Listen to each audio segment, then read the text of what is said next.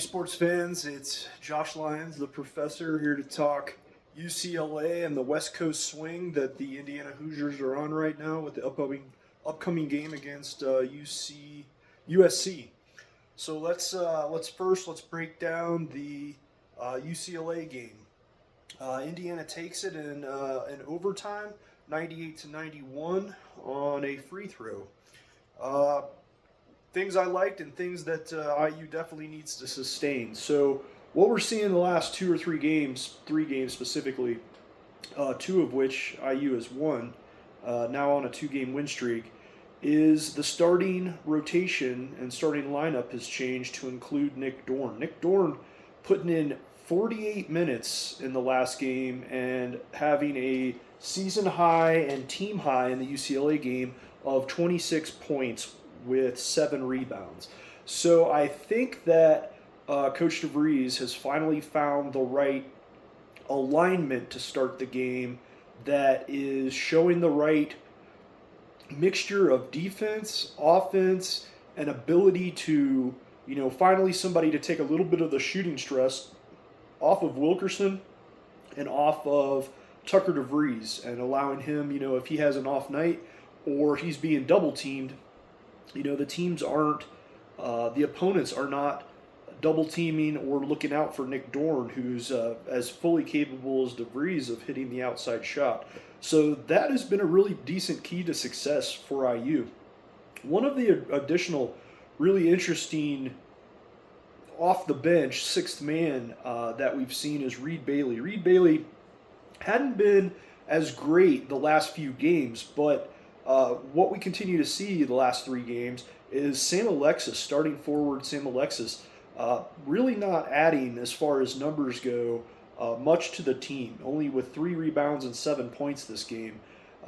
Reed Bailey coming off the bench, though, having 6 rebounds, 5 assists, and 24 points. And so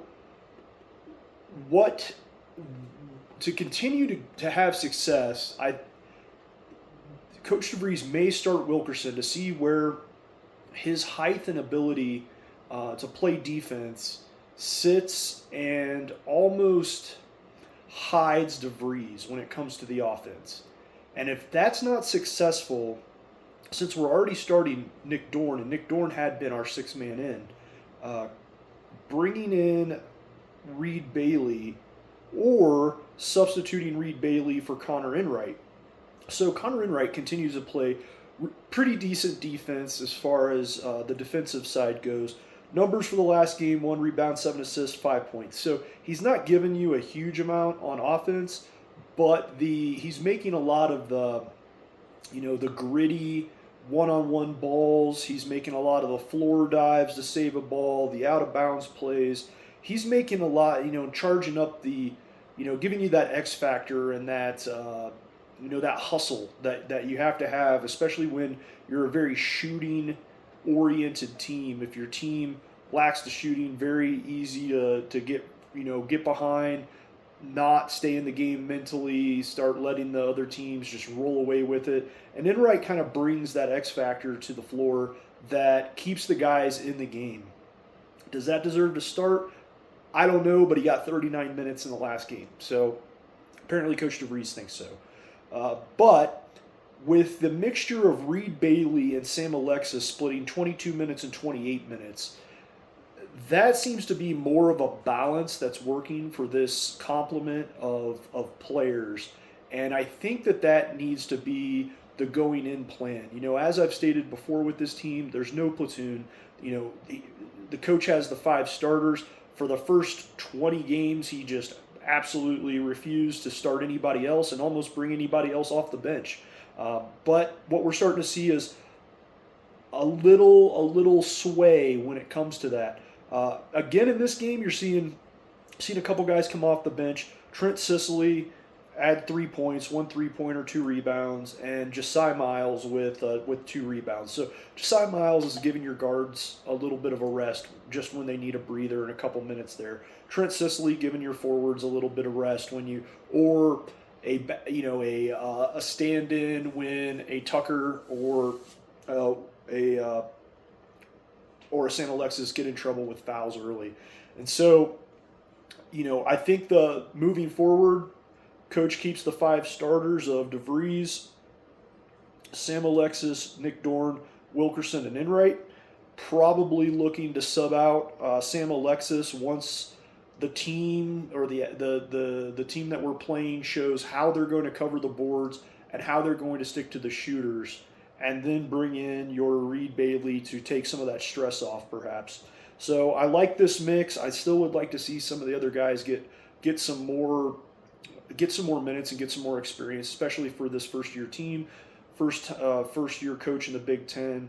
We're not building up a lot of experience right now outside of about 8 guys. I'd really say 7. Josiah Miles not getting huge minutes, but getting some time on the floor. But once those guys leave, all that experience walks out of Assembly Hall with them. But I did like the effort. We played into an overtime. Overall, 3-point percentages still hovering about 32%. We've seen that ebb and flow. Like to get it back up to around 40, especially with this team as oriented the way that it is. And free throw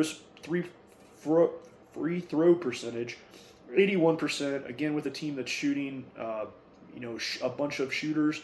I'd like to see that back up into the 90s to really help out. Overall, personal fouls were equal. Points in the paint, we did get beat by UCLA 38-34, but still pretty decent showing for IU. The stat that has to continue to show up for us are offensive rebounds. We were only down by 4, 7-11, but most importantly, defensive rebounds was a tie game at 32-32. So as long as we hold our total rebounds high, we're getting all or most of our defensive rebounds, and I'd like to see the offensive rebounds in the double digits. That turns into some points in the paint. Points in the paint being one of our weaknesses. That's how you can force that function and make that happen. But we are outsized, and the only thing that can make up for that is really hustle and gameplay and in-game decision making on where you're going to position yourself on the court and how to make that rebound. So that would be our areas of improvement. We step into the game. So again, IU wins 98-97, final overtime on a Connor Enright free throw. Looking at the next game tomorrow out at USC. So something new to the Big Ten, especially the old hat Big Ten, are these West Coast swings where we go out and play 2 to 3 games, week off, 2 to 3 games back out there in order to cover down. I don't think we have enough data, but it definitely is harder on the East Coast, West Coast team, or East Coast, Midwest teams to make that haul because of the time change. When the West Coast teams come east, they're playing earlier. IU's going to be playing later, so biological clocks come into it. Their routines get messed up, but while they're out there, they generally stay for 3 or 4 days, as we're seeing right now, and they get a little bit used to it with practice and everything else. The interesting stats for USC: last 8 games, 5 of them have been determined by 3 points or less. So they've taken those games, and one was an overtime game. So they've taken one of their last 8 games into overtime. They have only been beaten or only won by less than 3 points in a majority of them, 5 of the 8. They're coming off of 2-game win streak, so this will be the 3rd game in that series. And their record right now is much better at home, but they have winning records both at home and away. And we look at IU has an under 500 record right now at 3-4 on their away record. So better team at home than we are on the road. And those types of intangibles go into making the determination. What do I see for the upcoming game? Well, as I said with UCLA and the things to sustain for Coach DeVries. Start your 5 starters. Don't be afraid to rotate out Sam Alexis, especially if you run into a point where He's not drawing attention from their shooters. He's not going to get a huge amount of rebounds as he hasn't been, and he's just not hitting anything. And as fast as you possibly can, get in Reed Bailey, get in Connor and Wright, get in one of the guys to make a substitution, get him on the floor, let him get some minutes, let him get some experience, take the pressure off Sam Alexis, and then see where it sits. The rotation with really playing a 6-7 man, subbing out for that forward position, has been working all right. They're splitting minutes, 28, 27 minutes. Maybe the starters wouldn't be used to that, but it seems to be working because IU's been able to handle it and been able to manage the points in the paint, been able to keep the defensive pressure up, as well as being able to create at least enough room for shooters to be able to shoot. IU has to continue to plug away and knock away at these more athletic and more physically tall players that we just continue to play against in the Big Ten. Size matchup against USC is a little bit better. USC does sit one game below us in the Big Ten standings, but one game above us in overall victories. So, on paper, it looks very equal as far as records go, stats, everything else, being the same. It looks very evenly matched teams. The home court advantage, and as I said before, not being on a West Coast swing, in their case, not being on an East Coast swing, will play, I think, a little bit.